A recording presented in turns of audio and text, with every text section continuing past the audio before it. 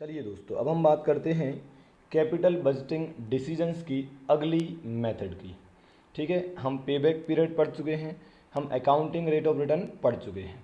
अब हम एक सबसे इम्पोर्टेंट मेथड स्टार्ट करने वाले हैं जिसका नाम है नेट प्रेजेंट वैल्यू मेथड। इस चैप्टर की जान है ये वाली मेथड। ठीक है, नेट प्रेजेंट वैल्यू मेथड, जिसे हम NPV भी बोल सकते हैं ना। NPV बहुत फेमस है, नेट प्रेजेंट वैल्यू मेथड। चलिए साहब, तो ये मेथड क्या कहती है एक बार शुरू करते हैं अपन। बताता हूँ आपको एक एग्जांपल की हेल्प से, है ना। तो ये मेथड क्या कहती है, सुनिए। सपोज आपका जो आउटफ्लो है, मान लो वो है कितना, 8 लाख है। ठीक है, और इस प्रोजेक्ट में 8 लाख तो आपके जाएंगे, है ना। ये आउटफ्लो हो गया। जिस प्रोजेक्ट में आप पैसा लगाने का प्लान कर रहे हैं उसमें 8 लाख रुपए जाएंगे, है ना। और क्या मिलेगा वो दिया हुआ है। सपोज ये ईयर्स भी है और इनफ्लोज भी हैं आपके। ईयर्स में लिख देता हूँ 1 2 3 4। ठीक है, इनफ्लोज में क्या है, सपोज 3 लाख 3 लाख 3 लाख और 3 लाख। ये आपको इनफ्लोज मिलने वाले हैं। अब समझने की कोशिश करना। इन जनरल क्या मैं ऐसे बोल सकता हूँ, देखना आप, मान लो एक टाइम लाइन बना देता हूँ। सपोज मैंने ये बना दिया, है ना। ये हमारा 0 ईयर। 0 ईयर मैं किसे बोलूँगा, आज के लिए, है ना। FM में 0 मतलब आज के लिए, अभी। फिर यहाँ सपोज आपका फर्स्ट ईयर है, यहाँ आपका सेकंड ईयर है, यहाँ आपका थर्ड ईयर है और यहाँ आपका फोर्थ ईयर है। ठीक बात है। ऐसे 4 साल का ये प्रोजेक्ट है। आज आपके हाथों से कितने जाएंगे, 8 लाख रुपए जाएंगे, इसलिए माइनस लगा दिया। ठीक है, फर्स्ट ईयर के एंड में आपके पास कितने आएंगे, 3 लाख। सेकंड ईयर के एंड में 3 लाख, थर्ड ईयर के एंड में 3 लाख और फोर्थ ईयर के एंड में भी आपके पास 3 लाख रुपए आ जाएंगे। क्या मैं ऐसा कर सकता हूँ कि इन चारों को जोड़ूँ। कौन कौन से, 3 लाख 3 लाख 3 लाख और 3 लाख। ये होते हैं इन टोटल 12 लाख। ये होते हैं इन टोटल 12 लाख। तो अपन ने क्या बोला कि यार देखो 12 लाख रुपए आएंगे और 8 लाख रुपए जाएंगे, तो 12 लाख माइनस 8 लाख बचा 4 लाख। एक्सेप्ट कर लो, बोले अच्छा प्रोजेक्ट है यार, 4 लाख का फायदा होने वाला है। 8 लाख जाएंगे, 12 लाख आएंगे, 4 लाख का फायदा हो गया, एक्सेप्ट कर लो। क्या हम ऐसे डिसीजन ले सकते हैं? आंसर है नो। ऐसे डिसीजन लेना गलत हो जाएगा। ऐसे डिसीजन कौन लेगा, वो इंसान ऐसे डिसीजन लेगा जिसने कैपिटल बस्टिंग नहीं पढ़ा होगा या फिर जो टाइम वैल्यू ऑफ मनी को नहीं समझता होगा। तो सर क्या करना है, ध्यान से सुनिएगा। इसको मैं हटा देता हूँ।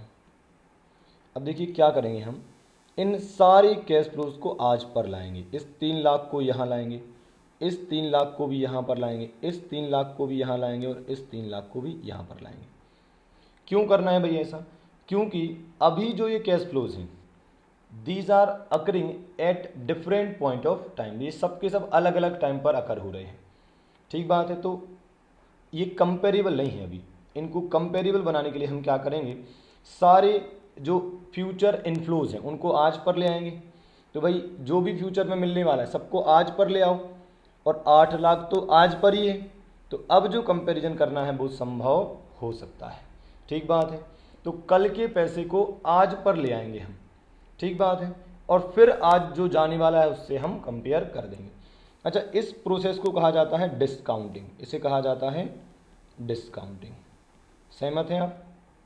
तो आपको डिस्काउंटिंग वर्ड का मीनिंग भी अब समझ में आ गया होगा। ठीक है।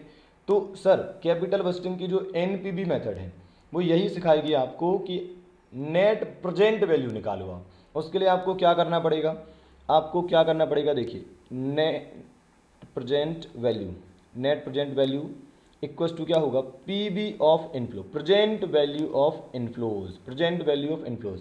जो मिलने वाला है उसको सबको आज पर ले आओ, minus PV of outflow. Outflow तो वैसे भी प्रेजेंट वैल्यू पर ही है, वो तो आज ही जाने वाला है।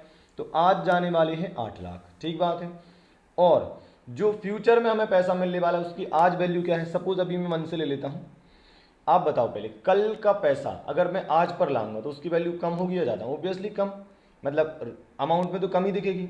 जैसे भाई 3 लाख 3 लाख 3 लाख 3 लाख आ गए, अगर उस सबको मैं आज पर लाऊं तो हो सकता है ये 12 लाख की जगह कितना है, लगभग 9.5 लाख है सपोज। तो अपन क्या करेंगे, 9.5 लैक्स यहाँ लिख देंगे, तो यहाँ आ जाएगा 1.5 लैक्स का आपका प्लस का एनपीवी, नेट प्रेजेंट वैल्यू। मतलब इस प्रोजेक्ट में आपको 1.5 लाख रुपए नेट बच जाएंगे अगर आज के हिसाब से डिसीजन लेना है तो प्रेजेंट वैल्यू ऑफ इनफ्लोज, मतलब फ्यूचर में जो भी मिलने वाले हैं इनफ्लोज, उनकी आज की वैल्यू माइनस आज जो जाने वाला है वो अलग कर दो, मतलब माइनस कर दो, तो आपका नेट प्रेजेंट वैल्यू निकल जाएगा। अगर ये प्लस में आए तो हम प्रोजेक्ट को एक्सेप्ट करेंगे, अदरवाइज रिजेक्ट करेंगे। ठीक बात है। तो मैं यहाँ पर डिसीजन मेकिंग भी लिख देता हूँ। डिसीजन कैसे होंगे भाई, देखो, अगर आपका एनपीवी पॉजिटिव आया तो डिसीजन क्या होगा, तो डिसीजन होगा एक्सेप्ट। ठीक बात है। अगर ये नेगेटिव आया तो क्या होगा, रिजेक्ट। नेगेटिव आने का मतलब क्या है, जितना पैसा आने वाला है उससे ज़्यादा जाने वाला है। और अगर ये नील आया, मतलब एनपीवी 0 आई, जितना आना है उतना ही जाना है, तो फिर अपन न्यूट्रल हैं, फिर आपको जैसा ठीक लगे आप वैसा कर सकते हैं। ठीक बात है, ओके। अभी समझना कि यार ये जो मैंने आपको बताया है, इसे डिस्काउंटिंग जो मैंने आपको बताया, ये कैसे करते हैं इस पर अपन को अभी डिस्कशन करना है। और भी छोटी छोटी बातें अपन बहुत आराम से डिस्कशन करेंगे। आई होप आपको इतना समझ में आ गया होगी एनपीवी मतलब क्या, कल के पैसे को आज पर खींच कर ले आओ, और आज का पैसा जो जाने वाला है वो तो आज पर है ही, तो आपको नेट प्रेजेंट वैल्यू पता चल जाएगी। ठीक है। अच्छा, क्या आप ये जानते हैं कि कल के पैसे को आज पर लाएंगे तो वो अमाउंट में कम आएगा। जैसे मान लो आज मैं कहूँ कि आपको आज से 10 साल बाद 10 लाख रुपए मिलेंगे। सोचो, क्या आज जो 10 लाख की वैल्यू है वो कल 10 लाख की रहेगी, या 10 साल बाद 10 लाख की वो वैल्यू रहेगी? आंसर है नो। सिंपल सी बात है, आज 1 रुपये की जो वैल्यू है वो कल नहीं रहेगी। तो अपन ऐसा भी बोल सकते हैं कि यार देखो, तुम मुझे 10 साल बाद 10 लाख रुपए दोगे, इससे अच्छा तुम आज मुझे 6-7 लाख दे दो, वो चलेगा। क्योंकि आज जो मैं 6-7 लाख रुपए से खरीद सकता हूँ ना, वही 10 साल बाद शायद 10 लाख से खरीद पाऊंगा, या 10 लाख से भी ज़्यादा लगेंगे हमें उस चीज़ को खरीदने में। तो कहीं ना कहीं purchasing power day by day गिरती चली जाती है, कम होती चली जाती है। ठीक बात है। अब याद करो एक अपने पुराने ज़माने से, पहले आप 10 रुपये में क्या कर लेते थे, आज 10 रुपये में आप क्या करते हैं। ठीक बात है। तो प्रेजेंट वैल्यू कहीं ना कहीं कम होती है, अमाउंट में अपन देखें तो कम होती है। ठीक बात है, ओके। तो अब अपन समझते हैं और आगे बढ़ाते हैं इसको, है ना। तो अभी तक अपन ने सीखा कि डिसीजन हम बिना प्रेजेंट वैल्यू निकाले नहीं ले सकते हैं, फ्यूचर के अमाउंट्स को हमें आज पर लाना पड़ेगा, उसके बाद ही हम आज के आउटफ्लो से कंपेयर करेंगे। अगर हम तब भी प्लस में होंगे तो हम प्रोजेक्ट एक्सेप्ट करेंगे, अदरवाइज नहीं करेंगे। ठीक बात है। चलो, तो इतना समझ में आया आपको। अब आगे बात करते हैं। अब पहले आपको प्रेजेंट वैल्यू निकालना सिखाता हूँ, है ना। तो पहले ऐसे समझो। अच्छा, मेरे हिसाब से आपने फाउंडेशन में या इसके पहले कहीं भी टाइम वैल्यू ऑफ मनी पढ़ा होगा, है ना। नहीं भी पढ़ा तो ठीक है, छोटी सी बात को समझने की कोशिश करो, है ना। ये आपकी टाइमलाइन हो गई। ठीक है। अब आप ऐसा समझिए, सपोज ये 0 ईयर है, ये आज है। ठीक है, ये 0 ईयर है आज। अब अगर अपन बात करें इससे आगे जाने की, ठीक बात है, इससे आगे जाने की, तो उसे कहा जाता है कंपाउंडिंग। ये आपने सुना होगा शब्द। ठीक है, फ्यूचर वैल्यू निकालना, कंपाउंडिंग करना आगे जाने के लिए। और अगर इसी को मैं पीछे लाने की बात करूं, ठीक बात है, अगर मैं इसको वापस यहीं आने की बात करूं, तो ये जो कहलाता है इसे कहा जाता है डिस्काउंटिंग। ठीक है, इसे कहा जाता है डिस्काउंटिंग। तो आज के पैसे को कल पर ले जाना, फ्यूचर वैल्यू निकालना, है ना, ये कहलाता है कंपाउंडिंग, फ्यूचर वैल्यू निकालना। ठीक बात है। और डिस्काउंटिंग मतलब कल के पैसे को आज पर लाना, मतलब एक तरीके से मैं बोल सकता हूँ प्रेजेंट वैल्यू निकालना। ठीक बात है। तो चलो मैं आपको एक जनरल मैथ्स बताता हूँ जो आपको ऑलरेडी आता है। सपोज़ मैं आपसे कहता हूँ कि आप फ्यूचर वैल्यू निकाल के बताओ। ठीक है, तो आप कैसे निकालते हो सुनना। सपोज़ 2 मिनट के लिए इसको हटा देते हैं और इसको ऐसे देखते हैं। देखना, ये एक लाइन खींच दिया मैंने यहाँ पर, है ना।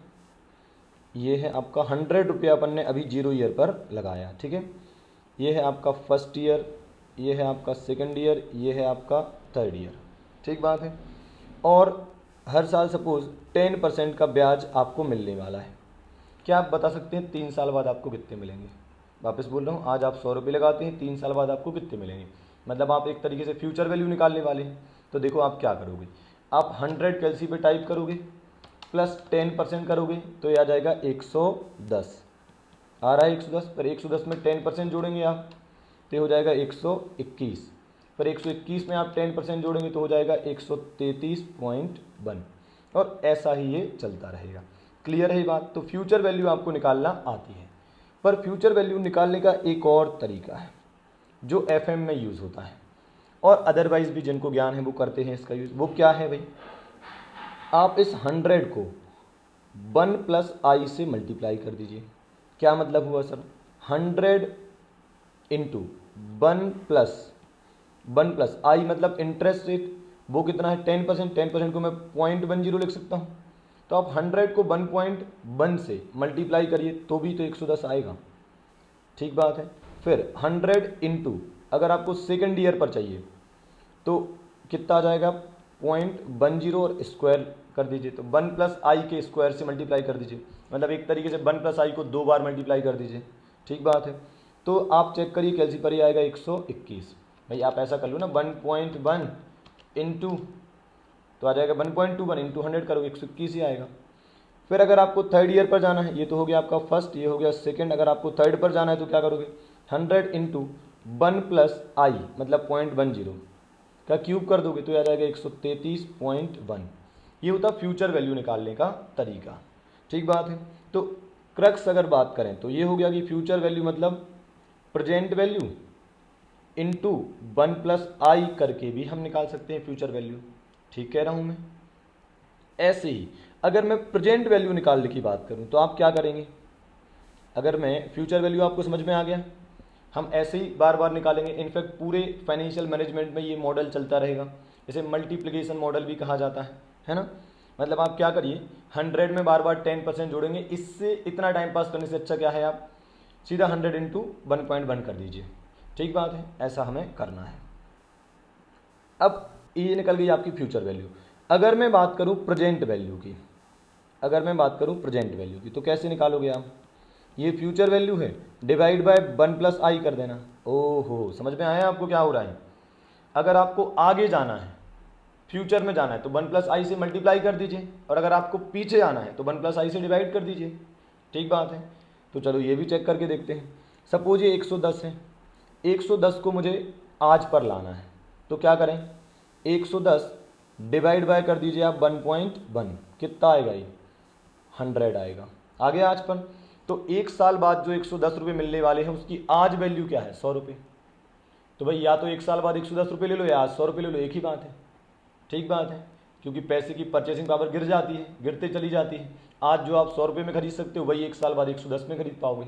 तो आज के 100 रुपये और कल के 110 रुपये इक्वल होते हैं, ठीक है। फिर 180 को आप डिवाइड कर दीजिए 1.1 का स्क्वायर से, मतलब 1 प्लस आई के स्क्वायर से डिवाइड कर दीजिए, ठीक बात है। तो भी ये कितना आएगा, 100 ही आएगा।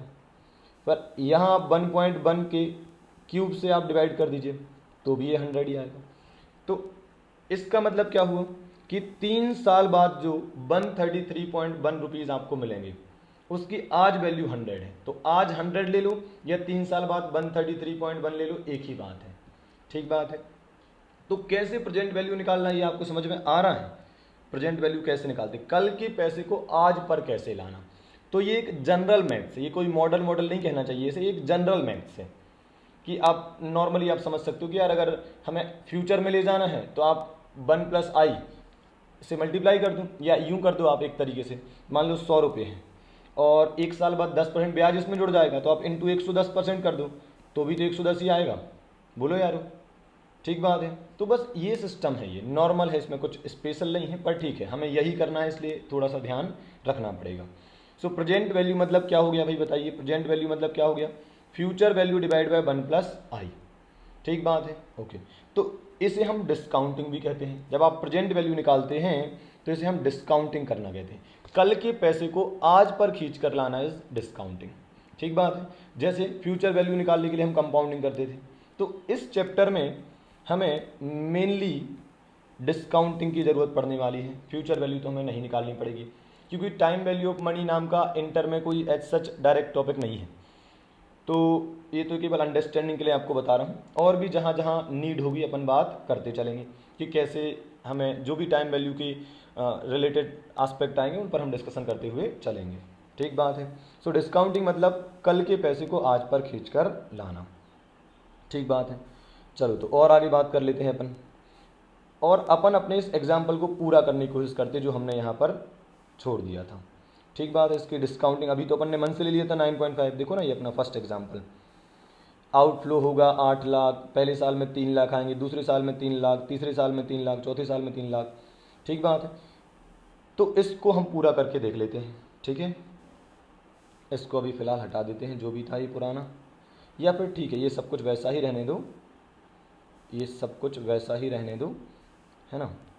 तो इस तरीके तो मैंने मना किया था, ये हम नहीं कर सकते हैं क्योंकि डिस्काउंटिंग नहीं की थी हमने, नहीं सॉरी, डिस्काउंटिंग करके लिखा था 9.5 लाख, पर अपन ने डिस्काउंटिंग करना नहीं सीखा था, डायरेक्टली लिख दिया था। है चलो, तो आ जाते हैं अपन, आ जाते हैं आगे, और अब अपन बात करते हैं डिस्काउंटिंग के बारे में, थोड़ा और डिस्कशन करते हैं। तो एग्जाम्पल की हेल्प से ही कर लेते हैं अपन, है ना। तो चलो वही पुराना एग्जाम्पल लिख लेते हैं। आउटफ्लो कितना है भैया आपका, आउटफ्लो है 8 लाख, ईयर्स 1 2 3 4, ठीक है। और इनफ्लोज हमने क्या लिए थे, 3 लाख, 3 लाख, 3 लाख और 3 लाख। और यहाँ हम लिखेंगे प्रेजेंट वैल्यू फैक्टर। क्या लिखेंगे, प्रेजेंट वैल्यू फैक्टर। ये क्या होता है सर, समझना ध्यान से, यही सबसे इंपॉर्टेंट बात है। मान लो डिस्काउंट रेट है 10%, तो यहाँ लिखता हूँ @10%, मतलब जो ब्याज की रेट है वो 10% है, या अपन इसे डिस्काउंटिंग रेट बार बार कहेंगे, मतलब जिस रेट से हम कल के पैसे को आज पर खींच कर लाएंगे, है ना। ओके, तो कैसे होगा ये देखना आप ध्यान से। अपन एक काम करते हैं, ऐसा लिख कर देखते हैं, देखना कैलसी पर, DOC डायरेक्ट ऑन कैलसी, 1/1.1 करिए आप, तो ये आएगा 0.909। कैलसी पर आप टाइप करिए 1/1.1, तो 0.909, और भी कुछ आगे आएगा पर अपन 3 डिजिट तक मैं लिख रहा हूँ। एक और बार इक्वल टू करेंगे तो ये आएगा 0.826, ये आएगा 0.826, स्टार्टिंग की तो मुझे याद ही हुआ। फिर आएगा 0.751, फिर आएगा आपका 0.682। तो आप तो एक काम करिए, कैलसी पर टाइप करिए 1 डिवाइड बाय कर दीजिए 1.1। सर मैं डिवाइड क्यों करवा रहा हूँ बता सकते हैं आप, क्योंकि मुझे प्रेजेंट वैल्यू चाहिए। तो अपन ने क्या बात की थी, 1 + i से हमें डिवाइड करना है, ऐसा बताया था ना, 1/1 + i, या यूँ कहिए कि मैंने ऐसा बताया था, present value equals to future का वैल्यू डिवाइड बाय 1 + i। ठीक बात है। तो 1/1 + i करेंगे तो आएगा मतलब 0.909, तो 1/1.1, ठीक है, तो आया 0.909। एक और बार इक्वल टू करिए, आएगा 0.826, एक और बार करिए तो 0.751, एक और बार करिए तो 0.682। अब इसका इंटरप्रिटेशन क्या हुआ, इसका मीनिंग क्या हुआ, इसका मतलब ये हुआ कि कल जो 1 रुपया आपको मिलने वाला है, 1 साल बाद जो आपको 1 रुपया मिलने वाला है, उसकी आज की वैल्यू है 0.909, मतलब 90 पैसे के अराउंड। कल कल मतलब 1 साल बाद जो आपको 1 रुपया मिलने वाला है, उसकी आज की वैल्यू है 0.909 समथिंग, मतलब 90 पैसा समथिंग। 2 साल बाद जो आपको 1 रुपया मिलने वाला है, उसकी आज की वैल्यू है 0.826, या फिर 82 पैसे कह दीजिए आप, ठीक है। 3 साल बाद आपको जो 1 रुपया मिलने वाला है, उसकी आज वैल्यू है 75 पैसे के बराबर। 4 साल बाद आपको जो 1 रुपया मिलने वाला है, उसकी आज वैल्यू है 0.682। ठीक है, तो ये फर्स्ट ईयर हो गया, ये सेकंड ईयर हो गया, ये थर्ड ईयर हो गया, ये फोर्थ ईयर हो गया। समझे अब बात को। अब इन्हीं फैक्टर से हम क्या करेंगे, यहाँ पर मल्टीप्लाई कर देंगे। तो फैक्टर क्या क्या आए हैं भाई, 0.909, 0.826, 0.751 और 0.682, इनसे हम मल्टीप्लाई कर देंगे। तो क्या निकल जाएगी, आज की वैल्यू। भाई 1 रुपया जो कल मिलने वाला है, उसकी आज की वैल्यू है 0.909। 1 रुपया जो सेकंड ईयर के एंड में मिलने वाला है, उसकी आज की वैल्यू 0.826 है। थर्ड ईयर के एंड में जो 1 रुपया मिलने वाला है, उसकी आज की वैल्यू 0.751 है। और ऐसी फोर्थ ईयर के एंड में जो 1 रुपया मिलने वाला है, उसकी आज की वैल्यू 0.682 है। ठीक है, तो इनसे जब हम मल्टीप्लाई करेंगे तो क्या हो जाएगा, हमारी आज की वैल्यू निकल जाएगी। तो जैसे 3 लाख है, अगर मैं 3 लाख को 0.909 से मल्टीप्लाई करूँ तो ये कितना आएगा बताइए आप। इसको लिख रहा हूँ present value of inflows, present value of inflow. 3 lakh into 0.909 कितना आएगा बताइए, 2,72,000 700। हालांकि ये एग्जैक्ट नहीं क्योंकि अपन ने 3 डिजिट तक ही लिया है ना। और इस चैप्टर की सबसे अच्छी बात यह है कि 1000 रुपये तक का डिफरेंस भी आराम से चलता है, ठीक है, क्योंकि वो तो हमेशा ही पॉइंट में रहेगा। अब वो लोग कभी 3 डिजिट तक लेंगे, कभी 4 तक, कभी कुछ भी चलता रहेगा ऐसे, है ना, तो वो तो चलेगा, है ना, आप उससे निश्चिंत रहना। 1000 तक का डिफरेंस कोई इशू नहीं है, लैक्स में अगर अमाउंट है तो, है ना। तो भाई इस 2,72,700 का मतलब आप मुझे बता सकते हैं? इसका मतलब हुआ कल जो 3 लाख रुपए मिलने वाले हैं, मतलब 1 साल बाद जो आपको 3 लाख रुपए मिलने वाले हैं, उसकी आज की वैल्यू कितनी है? 2,72,700। क्या ये बात आपको समझ में आई? इसका क्या मतलब हुआ? तो कल की 3 लाख की आज वैल्यू कितनी है? 2,72,700। ठीक बात है। आप चाहें तो 2,72,700 में 10% ऐड करके देख लीजिए, ऑलमोस्ट 3 लाख ही आएगा, है ना। बस थोड़े से फिगर्स का डिफरेंस हुआ क्योंकि अपन ने पॉइंट में लिया था।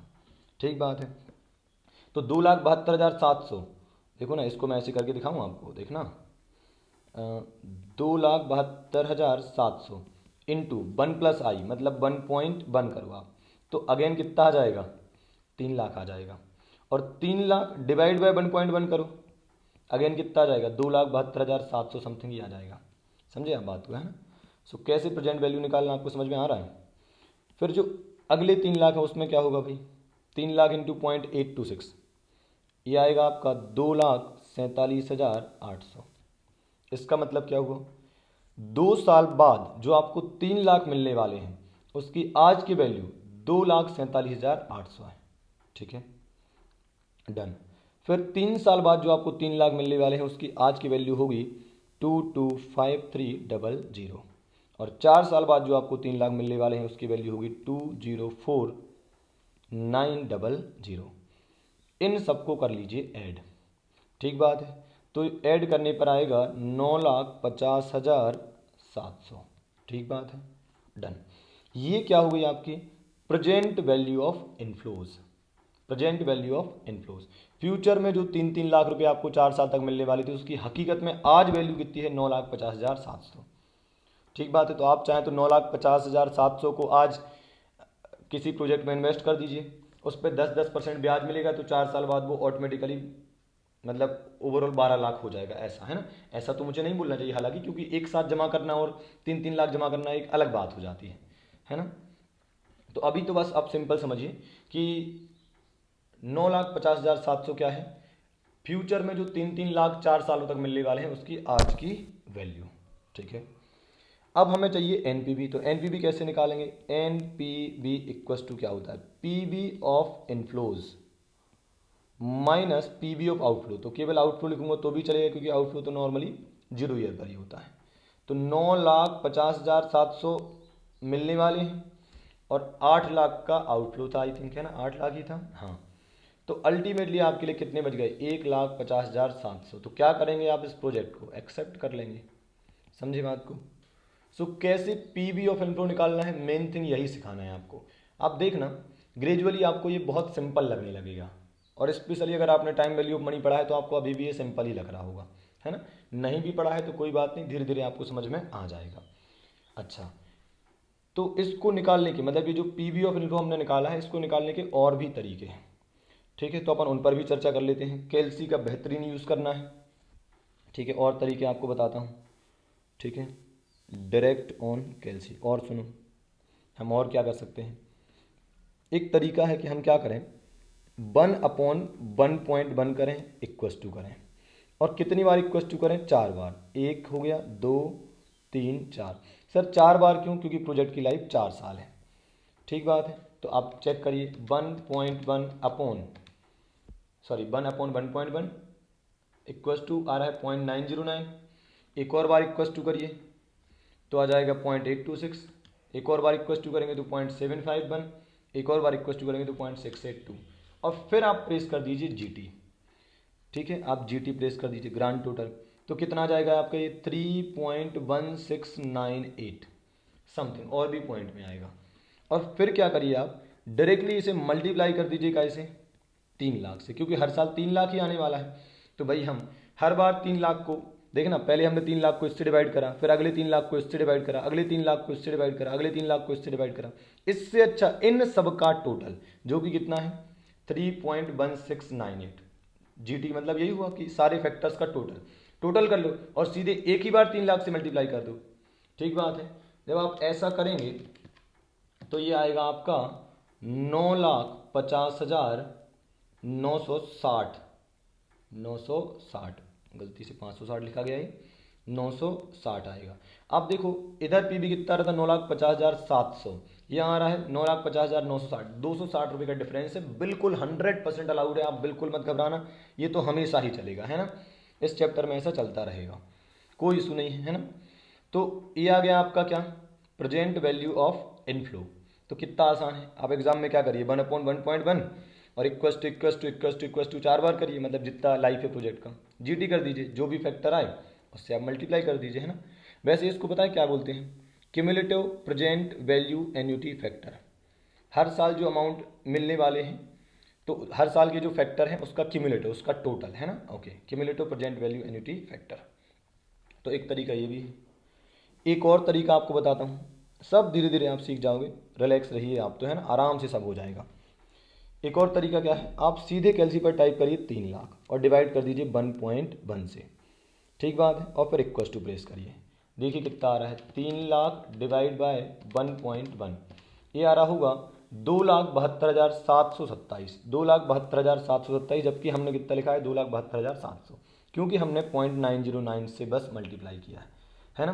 तो अगर एग्जैक्ट अगर आप कैलसी पर देखेंगे तो आएगा 2,72,727। कैलसी हाथ में रखकर बैठिए, पूरा चैप्टर कैलसी पर चलने वाला है।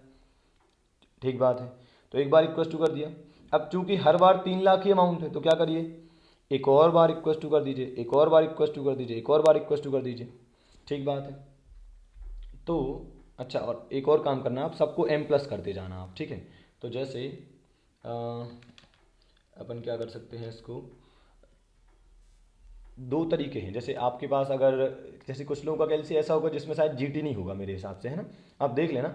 अगर ना हो तो सबसे अच्छा मेरा मानना तो ये कि आप जीटी वाला कैलसी ले लो, बहुत बढ़िया काम हो जाएगा, है ना, सुपर्ब हो जाएगा वो तो, अगर जीटी वाला कैलसी हो। नहीं है तो एम प्लस वाला करेंगे, फिलहाल अपन जीटी वाला कर देते हैं और फिर एम प्लस वाला बता देता हूँ, है ना। तो 3 लाख/1.1 इक्वस टू 4 बार कर दिया और फिर सीधे जीटी प्रेस कर देना आप, तो भी आपका अमाउंट कितना आएगा, 9,50,960 समथिंग ही आएगा। समझे बात को। तो दो तरीके हो गए, पहला तरीका क्या है, फैक्टर्स का जीटी निकाल लो और 3 लाख से मल्टीप्लाई कर दो। दूसरा तरीका क्या है, 3 लाख ही उठा लो, डिवाइड बाय 1.1 इक्वस टू, एक बार हो गया, एक बार की पीवी निकल आई, फिर एक और इक्वस टू 2 बार की पीवी निकल आई, फिर 3, फिर 4, फिर जीटी कर दो तो सबका टोटल हो जाएगा। समझे बात को आप। लेकिन फिर जीटी होना चाहिए आपकी कैलसी में। अगर जीटी नहीं है तो क्या करेंगे भाई, फिर एक तरीका है, आप 3 lakh divide by 1.1 equals to M plus करते जाइए, एक तरीका ये भी है। ठीक बात है। लेकिन ऐसा करने में यही हो जाएगा कि थोड़ा सा जो आपका टाइम है वो ज़्यादा कंज्यूम हो जाएगा। समझे आप बात को। ठीक है, तो फिर भी मैं आपको करके बता देता हूँ। तो आपने 3 लाख डिवाइड बाय 1.1 करा, इक्वस टू करा तो आएगा 2,72,727, इसको एम प्लस में डाल दीजिए। ठीक है, अब आप क्या करिए, एक और बार इक्वस टू करिए, एक और बार इक्वस टू करिए और फिर से एम प्लस में डाल दीजिए, फिर एक और बार इक्वस टू करिए, फिर एम प्लस में डाल दीजिए, एक और बार इक्वस टू करिए, फिर एम प्लस में डाल दीजिए, फिर एम आर सी करेंगे तो अगेन कितना आएगा आपका, 9,50,960 आएगा। ठीक है, तो इसको भी मैं लिख ही देता हूँ भाई, देखो, equals to M plus, equals to M plus, equals to M plus और फाइनली एम आर सी कर देना। तो भाई अगर आपके पास ग्रांड टोटल नहीं है तो क्या करिए, मतलब जीटी वाला बटन नहीं है तो आप क्या करिए, हर बार इक्वस टू करके एम प्लस में डालते जाइए, और चूंकि अमाउंट सेम है तो आपको एम प्लस में डालने के बाद केवल इक्वस टू करना पड़ेगा, वो अमाउंट जो आएगा वो करेक्ट ही होगा, फिर से एम प्लस कर दीजिए, है ना। आपको ऑड लगेगा हो सकता है अगर आप ये पहली बार कर रहे हैं तो, पर ठीक है, थोड़ी देर बाद आपको ये नॉर्मल लगने लगेगा। बस इस चैप्टर में थोड़ा सा यही कैलकुलेशन है जो हमें सीखना है, इसके अलावा तो कुछ ऐसा सच कठिन कैलकुलेशन नहीं मिलेगा आपको, है ना। अच्छा, एक और बात, ये जो 3 तरीके मैंने बताए, पहला तरीका मैंने क्या बताया कि आप पीवी फैक्टर निकाल लीजिए, और मज़े की बात है कि 100% मतलब 99% कहना चाहिए एग्जाम में ही गिवन होते हैं। तो सीधा इनको उठाकर आप क्या करिए, इनफ्लोज के सामने रख दीजिए, मल्टीप्लाई कर दीजिए तो आपका पीवी ऑफ इनफ्लो आ जाएगा। एक तरीका ये है। दूसरा तरीका क्या है, दूसरा तरीका है आप फैक्टर्स का टोटल निकाल लीजिए, जीटी निकाल लीजिए और उससे सीधा आप अमाउंट को मल्टीप्लाई कर दीजिए। तीसरा तरीका क्या है, ये वाला तरीका है। ठीक बात है। लेकिन ध्यान रखें, ये जो दूसरा और तीसरा तरीका है, मतलब ये वाला और ये वाला, ये तभी लग सकते हैं जब अमाउंट यूनिफॉर्म हो, इक्वल हो। जैसे अपने केस में हर साल 3 लाख 3 लाख 3 लाख आ रहा है तो ठीक है, समझ रहे हैं आप बात को। अदरवाइज ये नहीं हो पाएगा, तो फिर आपको मजबूरन आपको यही वाला तरीका अपनाना पड़ेगा, ठीक बात है। पर आप घबराइए मत, उसके लिए भी एक बेहतरीन तरीका है जो मैं आपको आगे बताने वाला हूँ, ठीक है। तो फिलहाल तो आप ये जो भी मैंने बताया है इसको नोट कर लीजिए, प्लीज़ नोट जरूर कर लेना, नहीं तो आपको बाद में प्रॉब्लम हो सकती है। तो नोट कर लीजिए, कैलसी पर 2-4 बार करके देख लीजिए, ठीक बात है, और फिर अपन आगे बढ़ते हैं ना।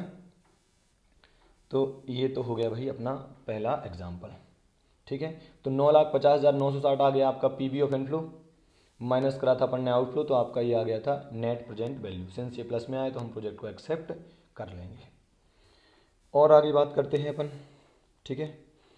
एग्जाम्पल नंबर 2, एग्जाम्पल नंबर 2, और इसमें अपन ले लेते हैं आउटफ्लो कितना, 10 लाख। यहाँ रख देते हैं ईयर्स, यहाँ रख देते हैं इनफ्लोज, ठीक है। ईयर्स 1 2 3 4 5, ठीक है। और इनफ्लोज में 2 लाख 3 लाख 4 लाख 5 लाख 6 लाख। क्या अलग किया मैंने एग्जाम्पल में, मैंने हर साल का इनफ्लो अलग अलग कर दिया इस बार, है ना। तो उसको कैलसी पर कैसे करना है हमें वो भी सीखना है, ठीक है। समय बचा पाएंगे एग्जाम में अगर हम कैलसी पर थोड़ा सा एक्सपर्ट होंगे तो। इसके अलावा स्क्रैप भी दिया है भाई, हमने एक मशीन में पैसा लगाने वाले हैं जो 10 लाख की आएगी, ठीक है। वो मशीन मुझे पहले साल 2 लाख कमा कर देगी, दूसरे साल 3 लाख, फिर 4 लाख, फिर 5 लाख, फिर 6 लाख। लास्ट में वो मशीन का जो स्क्रैप होगा ना वो 4 लाख में बिक जाएगा, क्लियर है। और डिस्काउंटिंग रेट हम ले रहे हैं कितनी, डिस्काउंट रेट 10% हमने ली है। डिस्काउंट रेट मतलब जिस रेट से हम कल के पैसे को आज पर खींचेंगे, ठीक है। Discount rate actually cost of capital होती है, पर ठीक है अपन ने वो चैप्टर अभी पढ़े नहीं है तो अभी आप इस पर लोड मत लें। मैं आपको बताऊंगा कि डिस्काउंट रेट एक्चुअली कैसे निकाली जाती है, क्या क्या तरीके हो सकते हैं डिस्काउंट रेट को निकालने के, है ना।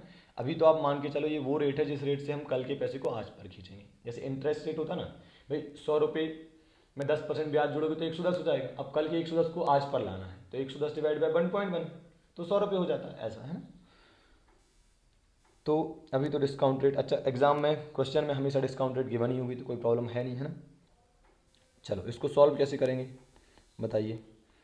यहाँ लिख लेंगे ईयर्स, यहाँ लिख लेंगे इनफ्लोज, ठीक है। और यहाँ लिख लेंगे प्रेजेंट वैल्यू फैक्टर, और यहाँ लिख देंगे प्रेजेंट वैल्यू ऑफ इनफ्लोज, ठीक है, डन।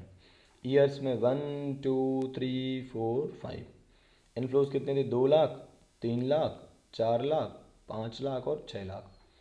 ध्यान दें कुछ नया करने वाला हूँ।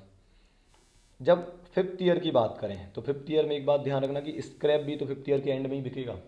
मतलब 5 साल तक आपने इस प्रोजेक्ट से खूब पैसा कमाया, 5th ईयर में भी आपने 6 लाख कमाया, और 5th ईयर का एंड हुआ, आज लास्ट डे है, तो शाम को आप पूरा दुकान बंद करके अपना सब बेच बाच के क्या करोगे, आखिरी में जो स्क्रैप बचेगा वो भी बेच दोगे, और वो बिक रहा है कितने में, 4 लाख रुपए में। तो हकीकत में जो 5th ईयर का एंड होगा उसमें आपको 6 लाख तो आने ही थे जो प्रोडक्ट बनाकर बेचा होगा उसके, और 4 लाख रुपए का क्या है, स्क्रैप बिक जाएगा। तो अगर इन टोटल देखें तो 5th ईयर के एंड में आपको 10 लाख मिलने वाले हैं। बच्चे अक्सर ये भूल जाते हैं, तो बेटा हमेशा याद रखना आखिरी साल में स्क्रैप जोड़ना मत भूलना, ठीक है। ये भूले तो आपका आंसर गलत हो जाएगा। अब बात करते हैं प्रेजेंट वैल्यू फैक्टर की। तो 10% का प्रेजेंट वैल्यू फैक्टर कितना होगा, चलो कैलसी पर अपन ने निकाला था 1/1.1 कितना आएगा, 0.909। तो लिख देता हूँ 0.909। कैसे निकाला, 1/1.0, इक्वस टू करा तो आए 0.909। एक और बार इक्वस टू करो तो कितना आएगा, 1/1.1, एक बार मैं भी टाइप कर लेता हूँ 0.909। एक और बार इक्वस टू करेंगे तो आएगा कितना, 0.826। एक और बार इक्वस टू करें तो आएगा 0.751। एक और बार इक्वस टू करिए तो आएगा 0.683। एक सेकेंड, 683। एग्जाम में ना ये गिवन होते हैं, अगर आप इन फैक्टर से करेंगे ना तो आपका आंसर हमेशा सजेस्टेड आंसर से टैली हो जाएगा। तो अगर आपको डर लग रहा है कि नहीं सर कह रहे हैं कि 1000 तक का डिफरेंस आ सकता है और ऐसे में उन्होंने गलत कर दिया, तो भाई अगर आपको बहुत डर लगता है तो आप उनसे मैच कराने के लिए आप उन्हीं के फैक्टर ले लीजिए। पर मैं गारंटी देता हूँ कि आप कैलसी पर करेंगे तब भी वो 100% सही माना जाएगा। वो जो डिफरेंस आता है पॉइंट्स की वजह से उसको कभी कंसिडर नहीं किया जाता है, कोई दिक्कत नहीं है उससे, है ना। अच्छा तो आगे बढ़ते हैं, एक और बार इक्वल टू कर दे तो ये आएगा पॉइंट, कितना आएगा ये 0.620 है ना, 0.620, तो 6209 है तो इसको बंद कर देता हूँ है ना, 0.621। अब क्या करिए आप इन फैक्टर से मल्टीप्लाई कर दीजिए। चलो तो कर देते हैं, 2 लाख इंटू 0.909, ये कितना आएगा भाई, ये आएगा 1,81,800। फिगर्स भी फुल राउंड फिगर में आ जाते हैं। फिर आएगा 2,47,800, आप कैलसी से चेक करते जाइए, 300 400, ठीक है, 341,500 और 621,000, ठीक है। कोई बता सकता है इस 6,21,000 का क्या मतलब हुआ? इसका मतलब ये हुआ कि 5 साल बाद आपको जो 10 लाख मिलने वाले हैं उसकी आज की वैल्यू है 6,21,000। तो आज 6,21,000 ले लो या 5 साल बाद आप 10 लाख ले लो, एक ही बात है।